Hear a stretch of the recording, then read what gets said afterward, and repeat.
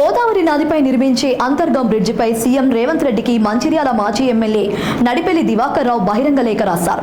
మంచిర్యాలలోని అంతర్గం గోదావరి నదిపై బ్రిడ్జి పనులు మొదలుపెట్టి త్వరితగతిన పూర్తి చేయాలని కోరారు. ఈ బ్రిడ్జితో హైదరాబాద్, కరీంనగర్, పెద్దవల్లి ప్రయాణం చేసే వారికి 18 కిలోమీటర్ల దూరం తగ్గుతుందన్నారు. కానీ స్థానిక ఎమ్మెల్యే ఈ బ్రిడ్జిను ముల్కలల నుండి ముర్మూరు మీదుగా నిర్మించాలని ప్రతిపాదన చేస్తున్నారని, అలా నిర్మాణం చేపడితే బడ్జెట్ పెరగడంతో పాటు 8 కిలోమీటర్ల మేరకు భూసేకరణ చేయాల్సి ఉంటుందన్నారు. స్థానిక ఎమ్మెల్యే పెట్టిన ప్రతిపాదన వెంటనే విరమించుకోవాలని కోరారు.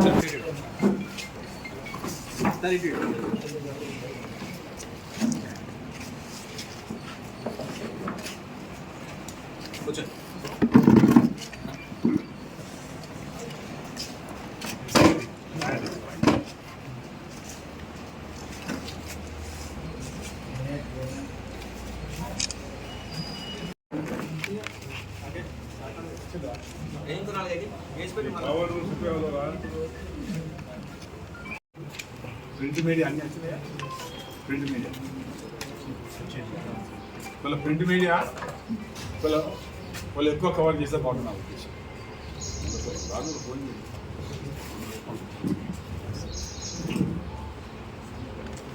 జనరల్ నియోజకవర్గానికి ముఖ్యంగా మంచాల పట్టణం అనుకోండి, అదేవిధంగా నస్తూరు మున్సిపల్ అనుకోండి, అది దగ్గరలో ఉన్న ఆదిపురం మండలం అనుకోండి, అదే కాకుండా మంచాల పరిసర ప్రాంత ప్రజలకు అనుకోండి, ఇతర ప్రాంతాల ప్రజలు, ఒక దిక్కు మంచాల జిల్లా, మరో దిక్కు ఆసిఫాబాద్ జిల్లా, మరో దిక్కు పెద్దపల్లి జిల్లా ప్రజానీకం తరపున గౌరవ ముఖ్యమంత్రి గారికి బహిరంగ లేఖ.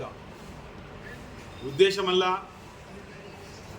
2018లో ఆనాడు ముఖ్యమంత్రి గారికి మంచిర్యాల అంతర్గమ గోదావరి నదిపై బ్రిడ్జి నిర్మాణం చేస్తే ఈ ప్రాంత ప్రజలకు ఎంతో బాగుంటుంది, బాగుండడమే కాకుండా స్వయంగా ఆనాడు కేసీఆర్ గారు కూడా చెప్పడం జరిగింది. దివాకర్ రావు అడుగుతుండు, ఈ బ్రిడ్జి నిర్మాణం జరిగితే దాదాపు పెద్దపల్లి ఆ పై ప్రాంతాలకు 18 కిలోమీటర్లు అదే దూరభారం తగ్గుతుంది, అదేవిధంగా సమయభావం తగ్గుతుంది, వేలాది మరి వెహికళ్లకు రాకపోకలకు డబ్బు కూడా ఆదా అవుతుంది. ఇది నేను చేయడం జరుగుతుందని 2018లో ఎన్నికల సందర్భంలో చెప్పడం, దాని తర్వాత కరోనా రావడం 1-2 సంవత్సరాలు, మరి ముఖ్యమంత్రి గారు ఒక మంచి ఉద్దేశంతో దీన్ని మంజూరు చేయడం జరిగింది 164 కోట్ల రూపాయలతోటి. అటు అంతరం దాకా ఏదైతే బీట్ రోడ్, డబుల్ రోడ్డు, ఇక్కడ మన దగ్గర కూడా అప్ టు గోదావరి దాకా మంచి సిమెంట్ రోడ్డు, ఇది దాదాపు చేపట్టినట్లయితే 15 కిలోమీటర్లు తగ్గుతుంది అనే ఆలోచన టెండర్ అయిన తర్వాత, ఆనాటి ముఖ్యమంత్రి కేసీఆర్ ఫౌండేషన్ అయిన తర్వాత ఈ ప్రాంతం ప్రజలు దాదాపు ఈ ప్రాంతానికి గుండెకాయ లాంటిది ఈ బ్రిడ్జు. ఆనాడు ప్రతి ఒక్కరు సంబరపడ్డారు, పార్టీలకు అతీతంగా, కుల మతాలకు అతీతంగా అందరు సంబరపడ్డారు. ఏనాడు ఏదైనా బ్రిడ్జి మంజూరు అన్నారో ఈరోజు ఒక మంచిర్యాల జిల్లా కాకుండా అటు పెద్దపల్లి జిల్లా సంబంధించిన శాసనసభ్యులు అనుకోండి, అదేవిధంగా అటు ఆసిఫాబాద్ జిల్లా సంబంధించిన శాసనసభ్యులు అనుకోండి, అందరూ సంతోషపడ్డారు.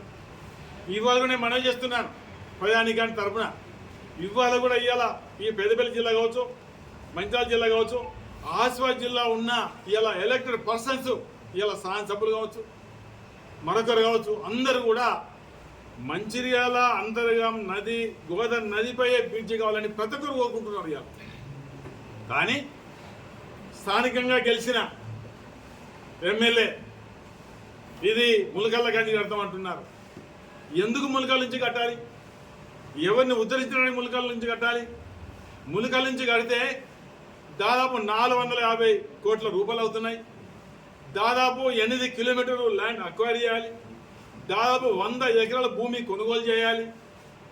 ఇన్ని చేసినప్పటికీ తగ్గేది 5 కిలోమీటర్లు. ఈరోజు మన ప్రాంతం పెద్ద ఎత్తున దాదాపు అనుకుంటా ఈ మంచిర్యాల ఈ ప్రాంతం నస్పూర్ ప్రాంతంలో కనీసం ఒక 20,000 4 వీలర్స్ ఉంటాయి. ఒక 5-6 వేల ఆటోస్ ఉంటాయి, ఒక 40-50 వేల టూ వీలర్స్ ఉంటాయి. మరి ఎంత సమయం తగ్గుతుంది, డబ్బు ఆదా అవుతుంది. ఇది ప్రతి ఒక్కరు కోరుకుంటున్నారు. ఇది ప్రతి ఒక్కరు కోరుకుంటున్నారు. ఏదైతే ములకాల నుంచి అక్కడ బసంత్ నగర్ పోయే అది బ్రిడ్జు ఎవరు కూడా కోరుకోవడం లేదు. దేనికోసం కోరుకుంటే చెప్పండి. ఇవాళ ఆల్రెడీ ఎల్లంపల్లి ప్రాజెక్టు మీద నుంచి దాదాపు టూ వీలర్స్ కానీ, కార్లు కానీ, ఆటోలు కానీ మ్యాక్సిమం ఆ ప్రాంతం నుంచి పోతున్నాయి. ఏది ఆదిపూర్ కావచ్చు, తర్వాత గుడిపేట ములకాల కావచ్చు.